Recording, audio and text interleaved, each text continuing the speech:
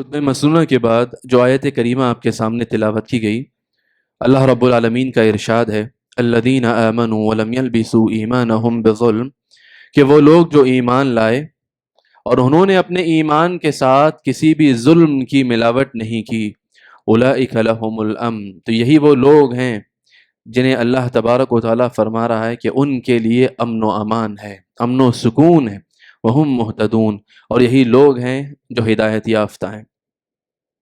محترم حاضرین، آج کے دور میں جن لمحات میں ہم سانسیں لے رہے ہیں، اس وقت ہم دنیا کے ایک بہت ہی ترقی یافتہ دور میں زندگی گزار رہے ہیں، اور اس چیز کو میں لمبا نہیں کرنا چاہتا، تمہید میں مختصر رکھنے کے لیے آپ کے سامنے صرف ایک مثال دینا چاہتا ہوں۔ دنیا میں بڑے بڑے بادشاہ گزرے، آدھی دنیا پہ ان کی حکومتیں تھیں، ایسے بادشاہ بھی گزرے جو تقریباً جو ہے پوری دنیا کے مالک تھے۔ اس وقت کی معلوم دنیا میں ان کی حکومت تھی، ہر طرح کا دبدبا، شہرت، دولت، ہر چیز انہیں حاصل تھی، ایک اشارے پر جو ہے سر قلم ہو جایا کرتے تھے۔ لیکن آپ سوچئے کہ بڑا بادشاہ جو گزرا ہے، اسے یہ اے سی کی ٹھنڈی ہوا نصیب نہیں تھی، یا پھر آج کے زمانے میں جو بہترین نرم گداز ملائم صوفے مجھ کو اور آپ کو نصیب ہے، اس کے ہیرے جواہرات جڑے ہوئے تخت پر بھی وہ چیزیں اسے نصیب نہیں تھی۔ ترقی کی باتیں ہیں، نئی دریافت کی باتیں، جتنی انسان نے ترقی کی ہے اتنا انسان نے اپنے عیش کے، اپنی سہولیت کے، اپنی سہولیات کے جو ہے نئے اسباب دریافت کر لیے۔ جہاں پر انسان کو مختلف سہولیات نصیب ہوئی ہے، وہیں پہ ایک ڈس ایڈوانٹیج کہیے، ایک بہت ہی بڑا منفی پوائنٹ سمجھیے، وہ یہ ہے کہ انسان کے پاس آج وہ ساری بیماریاں بھی ہیں جو آج سے پہلے کبھی نہیں ہوا کرتی، اور ان میں ایک ایسی بیماری بھی ہے جس کے مریض، جس کے بیمار آج سے پہلے کبھی اتنے زیادہ نہیں ہوا کرتے تھے، اور وہ ہے ذہنی مریض۔ آج سے پہلے آپ کو اتنے زیادہ سائیکاٹرسٹ نظر نہیں آتے ہوں گے، آج سے پہلے آپ کو اتنے زیادہ نفسیاتی ہسپتال نظر نہیں آتے ہوں گے، آج سے پہلے اتنے زیادہ نفسیاتی امراض پر تحقیق، ریسرچ، تفتیش اور اس سلسلے میں بننے والے ڈاکٹرز اس سے پہلے آپ کو اتنے نظر نہیں آؤں گے۔ آج سے پہلے تاریخ میں اس سے زیادہ کبھی نفسیاتی مریض تھے ہی نہیں، اور اس سے زیادہ نفسیاتی مرض بھی اور بیماریاں بھی نہ تھیں۔ اور یہ کیوں ہے؟ جبکہ انسان بہت کچھ ترقی کر چکا ہے، اسے بہت کچھ چیزیں حاصل ہو چکی ہیں، وہ بہت ساری چیزیں حاصل کرنے کے باوجود بھی انسان کا ذہن، انسان کا ذہنی سکون غائب ہو چکا ہے۔ اور آپ اسی لیے دیکھتے ہیں کہ آج ہر چھوٹی بڑی چیزوں میں انسان کے جہاں تک فزیکل ویلنس کی بات ہوتی ہے، تو ہر بڑا آدمی، ہر چھوٹا آدمی اس بات کی کوشش کرتا ہے کہ اس کی مینٹل فٹنس کے بارے میں بھی بات کی جائے۔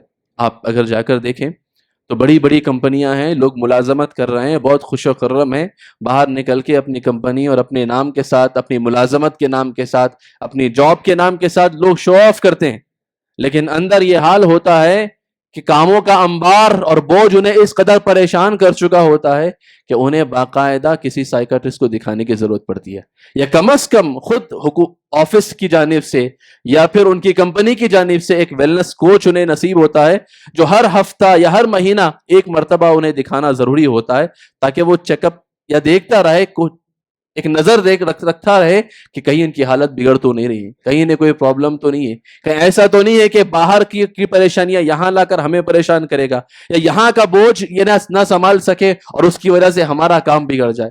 تو ہر ایک امپلائی ہر مہینے میں ایک سائیکیٹرسٹ کے سامنے، ایک ویلنس کوچ کے سامنے بیٹھا اپنا سارا دکھ درد بیان کر رہا ہوتا کچھ نہیں ہے، کوئی علاج تو ملتا نہیں ہے، بس اپنا دکھڑا اور اپنی بھڑاس نکال رہے ہوتے ہیں لوگ۔ اور یہ کیوں ہے؟ اس لیے کہ انسان کو ذہنی سکون میسر نہیں، انسان کو ذہنی سکون نصیب نہیں ہے، اور یہ وہ دولت ہے سکون کہ اگر یہ نہیں ہے تو پھر دنیا جہاں کی دولت مل جائے تو پھر میرے اور آپ کی کسی کام کی نہیں۔ اب کتنے ایسے لوگوں کو نہیں جانتے ہوں گے جن کے پاس سب کچھ ہے، بہت کچھ ہے، لیکن چونکہ ذہنی سکون نہیں ہے تو رات کو سونے سے پہلے 2-4 نیند کی گولیاں ضرور کھاتے ہیں کہ اس کے بغیر سکون کی نیند تک نصیب نہیں ہوتی۔ تو اس سے اچھا تو وہ مزدور ہوا جس نے پتھر کاٹے، پہاڑ توڑے دن بھر، لیکن جب لیٹنے کے لیے تکیے پر سر رکھا تو اسے چٹکیوں میں جو ہے سکون کی نیند نصیب ہو گئی۔ تو کون ہوا دولت مند؟ دولت مند تو وہ ہوا جسے سکون کی نیند نصیب ہو سکے. دولت مند وہ ہے جسے سکون میسر ہو. دولت مند وہ ہے جس کے گھر میں سکون ہو. دولت مند وہ ہے جس کے دل اور دماغ میں سکون ہو. دولت مند وہ ہے جس کے پاس سکون کی دولت ہو. اور یہ سکون کی دولت کیسے حاصل ہوتی ہے؟ ایک طرح سے اگر آپ کمپیریٹیولی دیکھیں تو آپ دیکھیں گے کہ مسلمان قوم کے پاس یہ سکون کی دولت دوسروں سے بدرجہ بہتر ہے. اس لیے آپ دیکھتے ہیں بہت مرتبہ سروے ہوتا ہے, لوگ دیکھتے ہیں اور یہ لکھا جاتا ہے کہ جو سوسائڈ کا یا پھر خودکشی کا جو ریشیو ہے, جو شرح ہے, وہ مسلمان قوم میں بدرجہ بہت زیادہ کم ہے. لوگ ذرا بڑے بڑے سیلیبریٹیز ہوتے ہیں, بڑے بڑے اسپورٹس مین ہوتے ہیں, بہت کچھ ہوتا ہے, دنیا بھر کی شہرت, دولت, سب کچھ, ٹینشن سنبھال نہیں پاتے ہیں. اور وہ سکون جب غائب ہوتا ہے تو اس کی آخری حد ہوتی ہے مایوسی, اور وہ مایوسی کی آخری حدوں پہ جا کر انسان کیا کرتا ہے؟ خودکشی کا راستہ تلاش کرتا ہے. اور بہت کم ایسا ہوتا ہے کہ آپ کسی مسلمان کے بارے میں سنتے ہوں کہ اس نے خودکشی کی یا خودکشی کی کوشش کی. کیوں؟ ہزار چیزیں ہونے کے باوجود بھی اس کے پاس ایک چیز ہے جو اس کا سکون کھونے نہیں دیتا, اور وہ ہے میرا اور آپ کا. ہم عمل میں ہزار کمزور ہوں, ہم گناہوں میں لت پت ہوں, ہماری کمزوریاں اپنی جگہ, لیکن میرے اور آپ کے پاس جو ایمان ہے وہ میرے اور آپ کے پاس براہ راست ڈائریکٹ اللہ رب العالمین سے جڑنے کا جو رشتہ, جو آپشن ہے, وہ آپشن مجھ کو اور آپ کو کبھی مایوس نہیں ہونے دیتا. آپ دیکھیے اللہ تبارک و تعالیٰ نے فرمایا الا بذکر اللہ تطمئن القلوب, کہ اللہ کے ذکر سے دلوں کو سکون میسر ہوتا ہے. اللہ کی یاد میں لوگوں سے کہا گیا لوگوں سنو, اللہ کے ذکر سے, اللہ کی یاد سے ہی تمہیں دل کا سکون ملے گا, دل کا اطمینان ملے گا.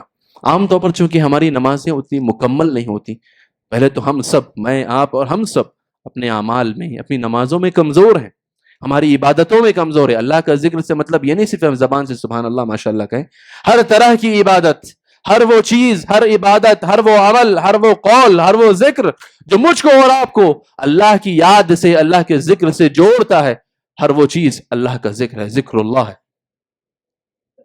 ہم کمزور ہو سکتے ہیں اپنے کام میں, اپنے عمل میں, اللہ کو یاد کرنے میں.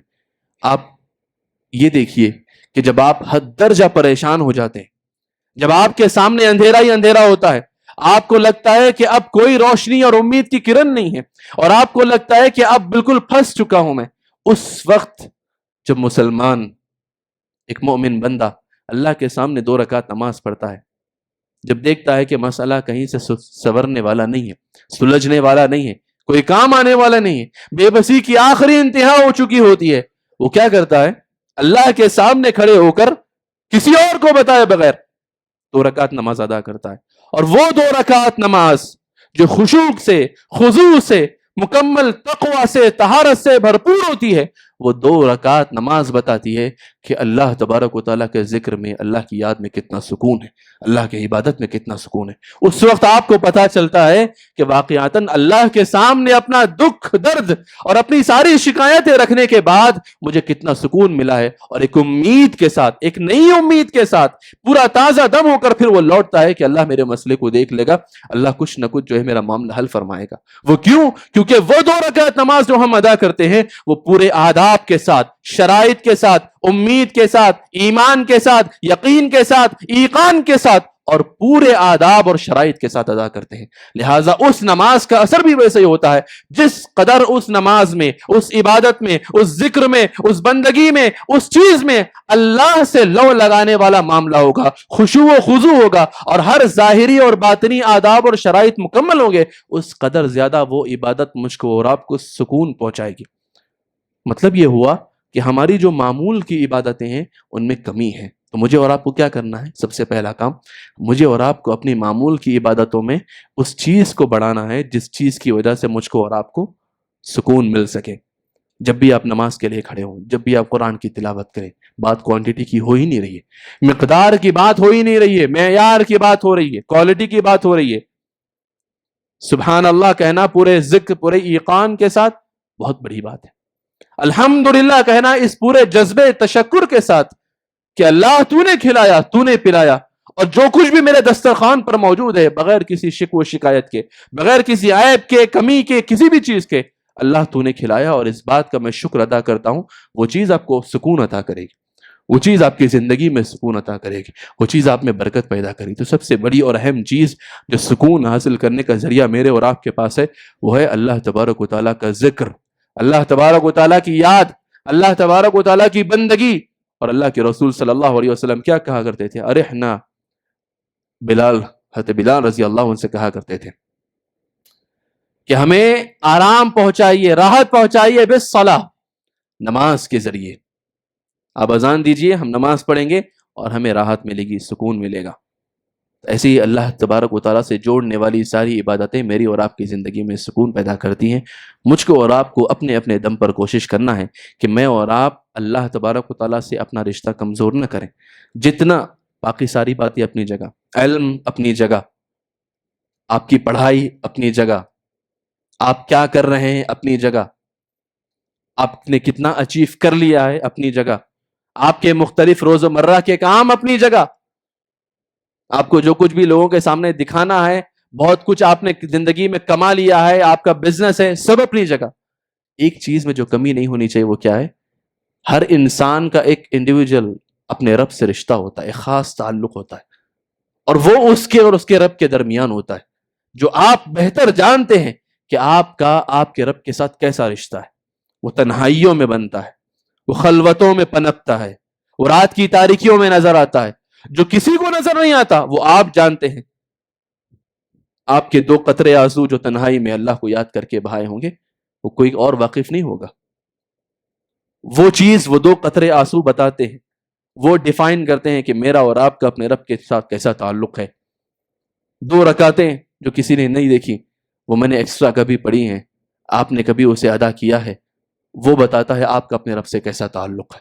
تو ساری چیزیں ایک طرف، میرا اور آپ کا اپنے رب کے ساتھ جو تعلق ہے اسے کبھی کمزور مجھے اور آپ کو نہیں ہونے دینا ہے۔ یاد رکھیے، سب سے پہلا، سب سے آخری سورس آف سکون یہی ہو سکتا ہے، تو یہ ہو سکتا ہے۔ اللہ تبارک و تعالیٰ نے ہمارے دین کے ساتھ ہی، نام میں ہی پیس رکھ دیا، اسلام میں ہی سلامتی ہے، ایمان میں ہی امن ہے۔ اگر آپ اس کا روٹ ورڈ دیکھنا چاہیں، اگر آپ اس کی جڑ دیکھنا چاہیں، تو اس کی جڑوں میں ہی اللہ تبارک و تعالیٰ نے سکون و اطمینان رکھا ہے۔ تو یہ پہلی بات تھی جو میں نے آپ کے سامنے رکھنے کی کوشش کی ہے، اور وہ یہ ہے کہ مجھ کو اور آپ کو اپنا اپنا اللہ تبارک و تعالیٰ سے رشتہ برابر کرنا ہے، مضبوط کرنا ہے۔ کبھی ہم کمزور پڑتے ہیں عملاً، پھر تازہ دم ہونا ہے۔ اللہ تبارک و تعالیٰ کو یہ پسند ہے کہ بندہ گناہ کرے اور اس کے بعد جب واپس آئے تو اپنے رب کی طرف لوٹے۔ یہ لوٹنا، یہ واپس ہونا، یہ شرمندگی کا احساس رکھنا، توبہ کرنا اللہ تبارک و تعالیٰ کو بہت پسند ہے۔ اللہ چاہتا ہے کہ بندہ کمزور پڑے اور جب واپس لوٹ کر اپنے رب کے پاس آئے تو پورے امید کے ساتھ، پورے یقین کے ساتھ، شرمندگی کے ساتھ اپنے رب کی طرف واپس لوٹے۔ اللہ کبھی دھتکارتا نہیں، اللہ کبھی تانا نہیں دیتا، اللہ کبھی پرانی چیزیں، پرانے عیب، پرانے گناہ نکال کر نہیں دکھاتا، بلکہ میں جب اللہ کے سامنے، اللہ کے دربار میں آتے ہیں تو وہ ہاتھوں ہاتھ مجھ کو اور آپ کو لیتا ہے اور ہماری توبہ قبول فرماتا ہے۔ اور شریعت کا آپ ذخیرہ اٹھا کر دیکھیے، بارہا آپ کو یہ چیزیں ملیں گی کہ توبہ کرنے والے سے اللہ خوش ہوتا ہے۔ آپ توبہ کیجیے، اللہ کو خوش ہوتا ہے۔ ایک جگہ اللہ تبارک و تعالیٰ نے، اللہ کے رسول صلی اللہ علیہ وسلم نے فرمایا کہ جب بندہ کہتا ہے کہ اللہ میں معافی چاہتا ہوں، تو اللہ تبارک و تعالیٰ کہتا ہے میرے بندے نے گناہ کیا اور وہ جانتا ہے کہ اس کا ایک رب ہے، اور جب وہ جانتا ہے کہ اس کا ایک رب ہے تو اس رب کو جانتے ہوئے، مانتے ہوئے وہ اپنے رب کی طرف واپس لوٹ کر جب توبہ کرتا ہے تو جا میں نے اسے معاف کیا۔ تو آپ کا، میرا اپنے رب کی طرف لوٹنا ہی یہ پہلا قدم ہے، معافی کا، سکون کا، اطمینان کا، ایمان کا، یقین کا۔ مجھے اور آپ کو اپنا رشتہ اپنے رب سے مضبوط کرنے کی ضرورت ہے۔ اللہ مجھے اور آپ کو نیک توفیق نصیب فرمائے۔ ایک اور چیز ایسی ہے جسے کہتے ہیں قناعت۔ قناعت کی دولت ایسی ہے، اگر میرے اور آپ کے پاس یہ دولت ہے تو سمجھیے میرے اور آپ کے پاس سکون ہے۔ اسے سمجھنے کے لیے آپ اس کا جو ہے بالکل الٹا ضد یہ لیجئے کہ انسان کے اندر ایک حرص کا جذبہ ایسا ہے کہ اسے جتنا مل جائے اس کی تڑپ ختم ہی نہیں ہوتی، اس کی لالچ ختم نہیں ہوتی۔ اللہ کے رسول نے کیسے بیان فرمایا اسے صلی اللہ علیہ وسلم؟ آپ نے فرمایا کہ بنی آدم کو اگر 2 پہاڑ دے دیے جائے سونے کے، لبتغا ثالثا، تو وہ کہے گا 2 ہیں، ایک جیب میں یہ، دوسرے جیب میں، اب تیسرے کی تلاش میں نکل کھڑا ہو۔ ایسے ہی 20 ہے تو 10 اس جیب میں 10 اس جیب میں، 30ویں کی تلاش میں نکل کھڑا ہوگا. تو یہ جو حرص کا جذبہ ہے، اس حرص نے انسان کا سکون غارت کر دیا. کیوں؟ کیونکہ جو اس کے پاس آلریڈی موجود ہے اس کی اسے قدر نہیں رہی. جب اسے قدر نہیں رہی تو اس کا ذہن کہیں اور ہے، اور جب اس کا ذہن کہیں اور ہے جو اس کے پاس نہیں ہے تو اس کا سکون آدھا تو وہیں چلے گیا، اب اور اس کی کوشش میں آدھا اور جانے والا ہے. تو یہ جو قناعت کا درس مجھے اور آپ کو شریعت دیتی ہے وہ اسی لیے دیتی ہے تاکہ میں اور آپ اپنا سکون خواہ کا نہ کھو بیٹھے. عمل کرنا، جد و جہد کرنا، آپ کے پاس اگر کچھ نہیں ہے تو اسے حاصل کرنے کی کوشش کرنا، شریعت نے اس سے منع نہیں کیا. اس کا مطلب یہ نہیں کہ میں اور آپ ہاتھ پیر توڑ کر بیٹھ جائیں، یہ کبھی شریعت کبھی اسے انکریج نہیں کرتی ہے. شریعت یہ کہتی ہے کہ آپ آگے بڑھیے، محنت کیجئے، لیکن اس کا یہ مطلب نہیں کہ جو آپ کے پاس نہیں ہے یا جو آپ کے پاس ہے اسے بالکل نظر انداز کیجئے، اور جو آپ کے پاس نہیں ہے اس کی فکر میں اپنا چین و سکون کھو بیٹھیے. شریعت یہ کہتی ہے. تو لہٰذا حرص کا جو جذبہ ہے، عام طور پر آپ دیکھیے ہمارے پاس بہت کچھ ہوتے ہوئے بھی ہم شکایت کر رہے ہوتے ہیں، ہم رونا روتے ہوئے رہتے ہیں. ہمیں ہمارے پاس جو موجود ہے اس کا ذرا برابر بھی اس کی قدر نہیں ہوتی ہے. اسی چکر میں ہم دوسروں کو دیکھتے ہیں کہ اس کے پاس اتنا ہے، اس کے پاس اتنا ہے، اس کے پاس ایسا ہے، اس کے پاس ویسا ہے، اور پھر ہم مزید کی خواہش میں لگ جاتے ہیں. قرآن نے کہا الہاکم التکاثر، کہا یہ جو کثرت، زیادہ اور زیادہ اور زیادہ اور زیادہ، یہ اور زیادہ اور زیادہ کی بھوک نے، یہ اور زیادہ کی ہوس نے تمہیں ہلاک کر کے رکھ دیا ہے. ہلاکت کی جو ہے وادی میں تمہیں جو ہے چھوڑ رکھا ہے. حتی زرتم المقابر، اور یہ کبھی ختم نہیں ہونے والی. یہ بھوک کبھی ختم ہونے والی نہیں ہے. یہ کب ختم ہوگی؟ حتی زرتم المقابر، جب تم اپنی قبروں میں پہنچو گے تب یہ بھوک ختم ہوگی.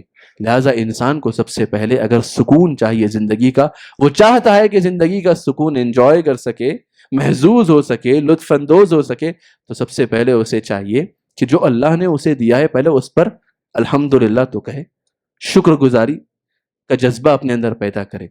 ہر رنگ میں راضی برضا ہو تو مزہ دیکھ، شاعر نے کہا ہر رنگ میں راضی برضا ہو تو مزہ دیکھ، دنیا ہی میں بیٹھے ہوئے جنت کی فضا دیکھ. جس رنگ میں ہو، جس ڈھنگ میں ہو، جیسا بھی اللہ نے رکھا ہے، میں اور آپ اگر اس پہ راضی ہوتے ہیں، پہلے سب سے پہلے تو راضی ہونا، خوش ہونا کہ ہاں اللہ نے مجھے اچھا رکھا. کئی ایک ایسے ہیں جن کے ہاتھ پیر نہیں، کئی ایک ہے جو مجھ سے بدرجہ برے حالت میں موجود ہے، تو اللہ نے مجھے کئی اچھی حالت میں رکھا ہے. تو سب سے پہلے اس بات کا شکر ادا کرنا اگر میں اور آپ یہ کر لیں گے تو گویا میں اور آپ دنیا ہی میں جنت میں بیٹھے ہوئے. کیونکہ جنت میں کیا ہے سب سے بڑی چیز؟ کوئی تکلیف نہیں، کوئی ٹینشن نہیں، کوئی فکر نہیں. جنت نام ہی سکون کا ہے. امام احمد بن حنبل رحمہ اللہ سے پوچھا یہ تکلیفیں کب ختم ہوگی؟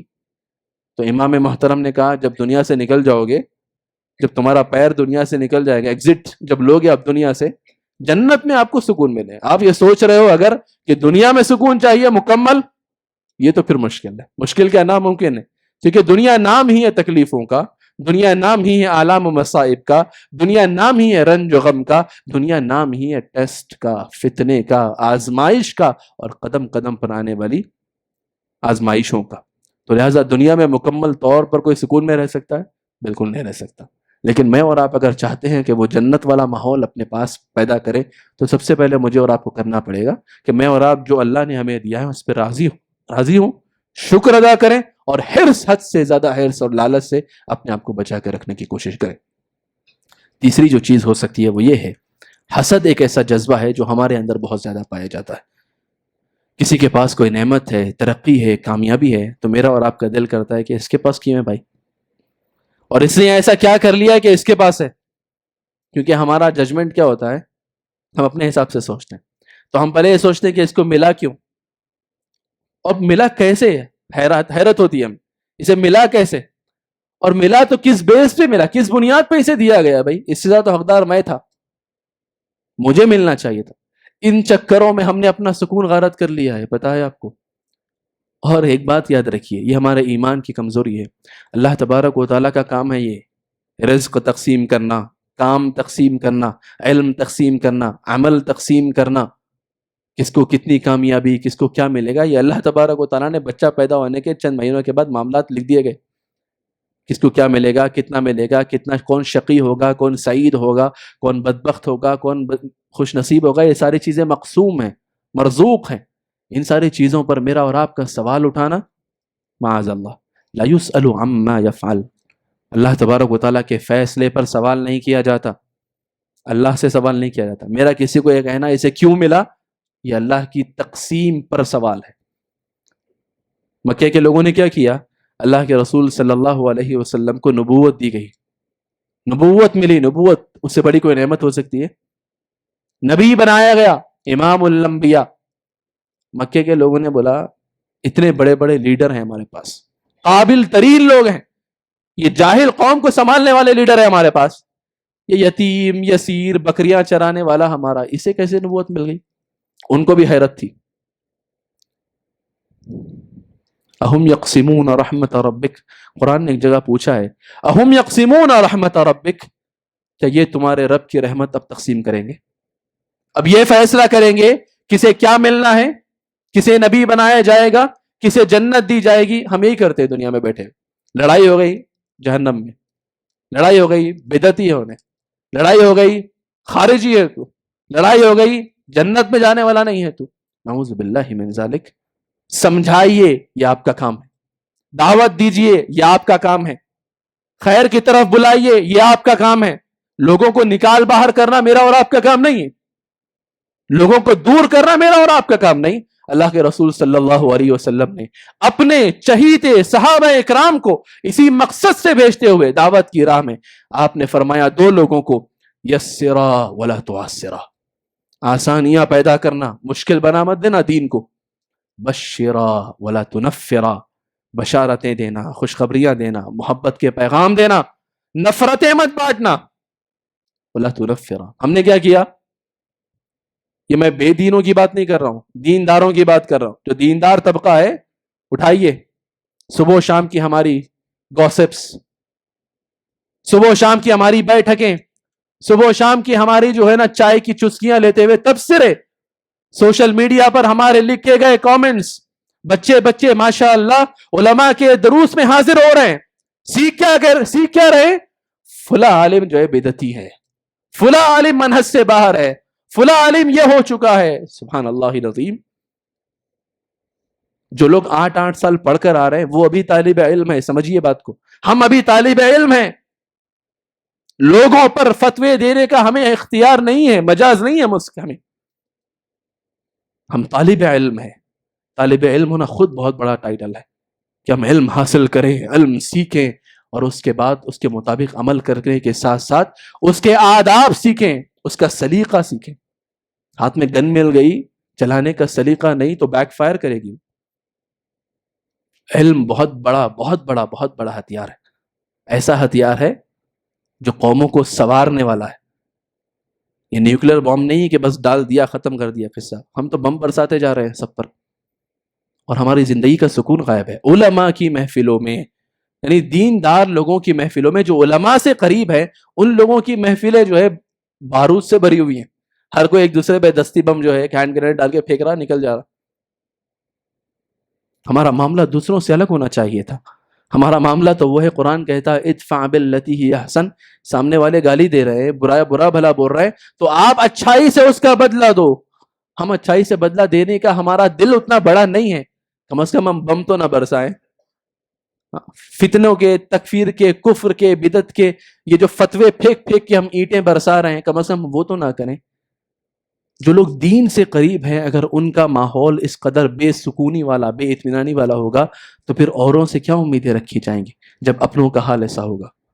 میری آپ تمام سے گزارش ہے، خاص طور پر وہ نوجوان بچے جو علماء سے قریب رہنا چاہتے ہیں، قریب رہتے ہیں، دروس میں آتے ہیں، مختلف حلقوں میں شریک ہوتے ہیں، آپ کا جذبہ سبحان اللہ، قابل مبارکباد ہیں آپ کہ ایسے وقت میں لوگ گانوں بجانوں پتہ نہیں کہاں کہاں پھر رہے ہیں، آپ علماء کی محفلوں کو اختیار کریں۔ اللہ آپ کو ثابت قدمی عطا کرے، اللہ آپ کو بہترین بدلہ عطا کرے، آپ کے اس کام کے عوض، اس محنت کے عوض اللہ آپ کے خاندان میں جو ہے نا بہترین برکتیں اور اس کا جو ہے اجر نصیب فرمائے۔ لیکن آپ اپنے اس علم کو، اپنے اس جذبے کو یہ آپسی لڑائیوں میں، چھوٹی موٹی اختلافات کی تنازعات میں اس کی برکت کو ختم نہ کریں۔ اللہ مجھے اور آپ کو علم کے ساتھ علم کی برکتیں بھی نصیب فرمائے، اللہم آمین۔ تو میں یہ کہہ رہا تھا، حسد ایک ایسا جذبہ ہے جو انسان کے اندر ہوتا ہے عام طور پر۔ اللہ تبارک و تعالیٰ نے ہماری چھوٹی چھوٹی ہر قدم پہ تربیت کی ہے، اللہ کے رسول اب آپ ایک سمجھیے، ایک بات ایسے سمجھیے، اللہ کے رسول صلی اللہ علیہ وسلم نے مجھ کو اور آپ کو یہ سکھایا کہ آپ کا مسلمان بھائی، میں یہ مثال میں عام طور پر بہت زیادہ دیتا ہوں، آپ نے کئی بار سن رکھا ہوگا کہ اللہ کے رسول صلی اللہ علیہ وسلم نے مجھ کو اور آپ کو یہ تعلیم دی ہے کہ آپ کا اگر بھائی نیا کپڑا پہن کر آپ کے سامنے کھڑا ہو تو آپ اسے دعا دیں گے، کیا؟ تبلی ویخلف اللہ تعالی، کہ آپ نے نئے کپڑے پہنے ہیں، میری دعا ہے کہ آپ یہ نئے کپڑے کو پہن کر پرانا کر دیں اور اس کے بدلے میں اللہ آپ کو اور نئے کپڑے عطا فرمائے۔ البس جدیدن وعش حمیدن ومت شہیدا، نیا کپڑا پہن کر آیا ہے، اتنا سب کچھ بولنے کی ضرورت ہے؟ میرے اور آپ کے لیے ضرورت نہیں ہوگی، لیکن یہ سمجھیے کہ اس ایک دعا کو سکھانے کے ساتھ ساتھ اللہ کے رسول صلی اللہ علیہ وسلم مجھ کو اور آپ کو کیا سمجھانا چاہتے ہیں، میرے اور آپ کی تربیت کیسے کرنا چاہتے ہیں۔ اللہ کے رسول کہہ رہے ہیں کہو دعا دو، البس جدیدن، نئے کپڑے پہنو، وعش حمیدن، قابل تعریف زندگی گزارو آپ، ومت شہیدن، اور جب آپ کی موت آئے تو شہادت کی موت مرو آپ۔ سبحان اللہ۔ یعنی ایک مسلمان بھائی کے نئے کپڑے پہننے پر ایک مسلمان بھائی کو اتنی خوشی ہو رہی ہے، تو کسی کی کامیابی پہ ہم کیسے جل سکتے ہیں؟ کسی کا رشتہ لگ گیا ہمیں پرابلم، کسی کو ترقی مل گئی ہمیں مسئلہ ہے، کسی نے کچھ نیا کپڑا خریدا، نیا بنگلہ خریدا، نیا گھر خریدا، نئی زمین خریدی، نئی گاڑی خریدی، ہمیں تکلیف ہو رہی ہے۔ سبحان اللہ۔ آپ یہ سمجھ رہے ہیں کہ آپ کو تکلیف ہو رہی ہے، آپ اس کا برا چاہ رہے ہیں، اس کو کچھ فرق نہیں پڑ رہا ہے۔ یہ جو آپ کو تکلیف ہو رہی ہے نا، آپ اپنا ذہنی سکون کھو رہے ہیں۔ اس لیے کہا گیا حسد زہر کا ایسا پیالہ ہے، پینے والا پیتا ہے اور سمجھتا ہے کہ مرے گا سامنے والا جس سے حسد کر رہا ہے، پیتے ہم ہیں، امید یہ کرتے ہیں سامنے والا مرے۔ یہ زہر کا پیالہ ہے، میں اور آپ پی رہے ہیں۔ دیکھیے ہر انسان کے اندر حسد کا جذبہ ہوتا ہے، ما خلا حسد من جسد، ما خلا جسد من حسد، کہ کوئی بھی انسانی باڈی، انسانی جسم حسد سے خالی نہیں ہے ہر انسان کے اندر۔ فَإِنَّ الْكَرِيمَ يُخْفِيهِ، جو شریف آدمی ہوتا ہے، باظرف وسیع الظرف ہوتا ہے، با کردار ہوتا ہے، وہ اسے دبا دیتا ہے، چھپا لیتا ہے، ظاہر نہیں کرتا، اور اپنے آپ کو دبا لیتا ہے۔ ایسی سوچ آتی ہے تو نہیں، ایسا نہیں سوچنا بلکہ۔ اور جو آدمی کم ظرف ہوتا ہے، یبدیہ، وہ ظاہر کر دیتا ہے، اشاروں میں، باتوں میں، ٹونٹ مار کے، تانے دے کے، بددعائیں دے کے، کامنٹس پاس کر کے۔ اب اس سے آگے بڑھا تو کیا کرتا؟ حسد جتنا بڑھتا جائے گا گناہ بڑھتا جائے گا، اس سے زیادہ حسد بڑھا، اس سے زیادہ تکلیف ہو رہی تو اب پلاننگ پلاٹنگ شروع ہوتی، سازشیں شروع ہوتی، چغلیاں شروع ہوتی۔ جس کے پاس جا کے آپ کا کام خراب کرنا ہے تو وہاں جا کے جھوٹ، چغلی، غیبت، سازشیں۔ آپ دیکھیے ایک منفی جذبہ، ایک نیگیٹو چیز جو ہے کتنی ساری برائیوں میں مجھ کو اور آپ کو مبتلا کرتے جاتی ہے۔ جتنا حسد بڑھتا جائے گا آدمی اتنی چیزوں میں مبتلا ہوتا جائے گا، انوالو ہوتا جائے گا، اور اپنا ذہنی سکون تو غائب ہے ہی۔ لہٰذا میں اور آپ چاہتے ہیں کہ میں اور آپ سکون کی زندگی گزاریں، اس کو ملا اللہ اچھا رکھو، اللہ خوش رکھو، اللہ اور دو آپ کو، بارک اللہ۔ دینے والا کون ہے؟ سبحان اللہ، مجھے بھی عطا کرے۔ زکریا علیہ السلام جو ہے داخل ہوئے محراب میں، قرآن نے بیان کیا، دیکھا چھوٹی بچی ہے مریم علیہ السلام، بے موسم کے پھل موجود ہے، آم کا موسم نہیں ہے، آم موجود ہے مثال کے طور پر۔ انا لکی ھذا، کہاں سے آیا یہ؟ رب العالمین کی جانب سے۔ زکریا علیہ السلام نے اتنی چھوٹی بچی اس کو کیسا مل گیا؟ میں اللہ کا نبی ہوں۔ سبحان اللہ۔ سورس کیا ہے اصل؟ ملا کہاں سے؟ یہ مومن کے ذہن میں ہونا چاہیے۔ اللہ نے دیا، گئے کھڑے ہوئے، سبحان اللہ اکبر، اللہ سے مانگنا شروع کر دیا۔ کیا؟ جب بے موسم کے پھل ایک چھوٹی بچی کو اللہ دے سکتا ہے، میں بوڑھا ہو چکا ہوں، میری مراد اللہ پوری نہیں کر سکتا، دعا شروع۔ اللہ بال سفید ہو چکے ہیں، اعضاء پٹھے سارے کمزور ہو چکے ہیں، ایک اولاد عطا فرما۔ دیا اللہ، مثبت سوچ رکھ کے، اللہ سے امید رکھ کے میں اور آپ اپنا رخ صحیح کریں گے، اللہ دینے والا ہے۔ ہم کسی کا چھین نہیں سکتے، نہ ہم کسی کو عزت دے سکتے ہیں، نہ ہم کسی کو ذلیل کر سکتے ہیں۔ یہ ہمارے ذہن میں بس فلم پکتے رہتی ہے، ایسا کرا اس کو ایسا کریں گے، ویسا کریں گے، اس چکر میں جو ہے نا ہمارا ذہن خراب ہو رہا ہے۔ تو اپنے ذہنوں کا سکون اگر ہم نہیں چاہتے ہیں کہ غارت کریں، برباد کریں، تو مجھ کو اور آپ کو رب العالمین کی سکھلائی ہوئی باتوں، اللہ کے نبی صلی اللہ علیہ وسلم کی بتائی ہوئی شریعت پر چلنا پڑے گا۔ میں نے آپ کا تھوڑا وقت زیادہ لیا، اس کے لیے معذرت خواہ ہوں، پہلے تو 2 منٹ میں لیٹ پہنچا، اس کے لیے معذرت خواہ ہوں۔ یہاں سے ٹولی چوکی تک کا فاصلے بہت بڑھ گئے ہیں، تو اسے گھٹانے کی کوشش میں اللہ تبارک و تعالیٰ مجھ کو اور آپ کو نیک توفیق نصیب فرمائے۔ ہمارے دلوں میں اگر آپس میں فاصلے بڑھے ہوئے ہیں تو اللہ تبارک و تعالیٰ ان فاصلوں کو گھٹا دے۔ اللہ ہم تمام کو ایک بنائے، نیک بنائے، جس طرح ہم ایک اللہ کے گھر میں ایک صف میں اللہ کی عبادت کرتے ہیں، اللہ تبارک و تعالیٰ ہمارے ذہنوں کو بھی ایک کر دے، ہمارے خیالات اور ہمارے افکار کو بھی ایک کر دے۔ جس طرح ہمارا عقیدہ ایک ہے، ہمارا رشتہ کلمہ لا الہ الا اللہ سے ایک ہے، ہمارے نبی محترم صلی اللہ علیہ وسلم ایک ہے، اسی طرح ہم سب کے دلوں میں ایک دوسرے کے لیے محبت، ہمدردی اور اخوت کے جذبات اللہ تبارک و تعالیٰ پیدا فرمائے۔ ہماری زندگیوں میں سکون عطا فرمائے، سکون کی دولت نصیب فرمائے۔ آپ کے مال میں، عمر میں، زندگی میں، کاروبار میں، مکان میں، دکان میں، آل اولاد میں اللہ تبارک و تعالیٰ خیر و برکت کی بارشیں نازل فرمائے۔ یہ کچھ مختصر سی باتیں تھیں جو آپ کے سامنے رکھی ہیں، دعا کیجیے اللہ تبارک و تعالیٰ انہیں قبول فرمائے۔ ایک اور منٹ میں آپ کا لینا چاہوں گا اور یہ بتانا چاہوں گا کہ اس وقت آپ جانتے ہیں تہوار کا موقع چل رہا ہے غیر مسلموں کا، اور عام طور پر لوگ یہ سمجھتے ہیں کہ مبارکباد دینا، تھوڑا بہت شریک ہو جانا، لڈو مٹھائی کھا لینا، اس میں کیا مسئلہ ہے؟ کیوں خواہ علماء جو ہے چیزوں کو اتنا محدود کر رہے ہیں، تنگ کر دے رہے ہیں دین کو؟ یہ چیز بہت سارے جگہوں پہ چل رہی ہے، اس عجیب طرح کے لوگ ڈیبیٹ کر رہے ہیں۔ ایک بات سمجھنے کی کوشش کیجئے، مسلمان ہر کام کر سکتا ہے، اللہ کی وحدانیت میں اور عقیدے کے معاملے میں نو کمپرومائز ایٹ آل، سمپل سی بات ہے، کوئی مصالحت نہیں۔ لا اعبد ما تعبدون ولا انتم عابدون ما اعبد، آپ جن کی عبادت کرتے ہو میں ان کی عبادت نہیں کرتا، اور ہم جن کی عبادت کرتے آپ نہیں کرنا چاہ رہے ہیں، لکم دینکم ولی دین، آپ کے لیے آپ کا دین، ہمارے لیے ہمارا دین۔ عبادت کے نام پر جو چیزیں بھی ہوں گی وہ ساری چیزوں سے ہم دور رہیں گے، بہت سمپل فنڈا ہے۔ زبردستی اسے جو ہے ایسا کرنا ہے، رواداری ہے، ملنا جلنا، سب کیجیے، بالکل کیجیے۔ ایسی جگہوں پہ رہنا، غیر مسلموں کے ساتھ رہنا، ان کے ساتھ ہمدردی کرنا، انہیں اسلام کی دعوت دینا، موقع بموقع اگر وہ دعوت قبول کرے نہ کریں ان کے ساتھ ہر طرح کی خیر خواہی کرنا، یہ میرا اور آپ کا فرض ہے بحیثیت مسلمان، ان کا حق ہے ہم پر، وہ ادا کرنا ہم پر ہے۔ لیکن اس کا یہ مطلب نہیں کہ ہم ان کے ساتھ شریک ہو جائیں، لڈو مٹھائی کھاتے رہیں، کیونکہ وہ جو ہے ساری چیزیں ان کے ایک عبادت کا حصہ ہے۔ اگر وہ عبادت کا حصہ نہ ہوتا تو الگ بات تھی۔ تو مجھ کو اور آپ کو، اور دوسری بات، سب سے اہم بات یہ ہے کہ اتنا ذہن میں رکھیے، بہت ساری چیزیں ہو سکتی مسئلے مسائل ہوں، دور رہنا احتیاط کے طور پر زیادہ بہتر ہے۔ انہوں ایسا بول رہے ہیں، انہوں ایسا بول رہے ہیں، میں کیا کروں سمجھ میں نہیں آ رہا، دور رہ جاؤ۔ پرانے لوگ بولتے تھے شکر نہیں کھانا، شکر نہیں کھانا مطلب شوگر نہیں، شک کی ہوئی چیزیں نہیں کھانا، تو شک کر کے نہیں کھانا، چھوڑ دیجئے، شک ہے چھوڑ دیجئے، اللہ اس کا بدلہ دے گا انشاءاللہ۔ اور بحث مباحث سے دور رہنے کی کوشش کیجیے، اللہ مجھ کو اور آپ کو صحیح بدلہ دے گا اور برکت رہے گی انشاءاللہ۔ اللہ آپ تمام کو اچھا رکھے۔ جتنا بھی وقت میں نے آپ کا زیادہ لیا ہے، میں اللہ سے دعا کرتا ہوں اللہ تبارک و تعالیٰ ان منٹوں کے عوض آپ کو بہترین سے بہترین اجر عطا فرمائے، آپ کی زندگیوں میں سکون عطا فرمائے اور خیر و برکت کی بارشیں نازل فرمائے۔ اللہم آمین۔ بارک اللہ لنا ولکم فی القرآن العظیم ونفعنا وإیاکم بما فیہ من الآیات والذکر الحکیم، انہ تعالی جواد کریم ملک بر رؤوف رحیم رب حلیم۔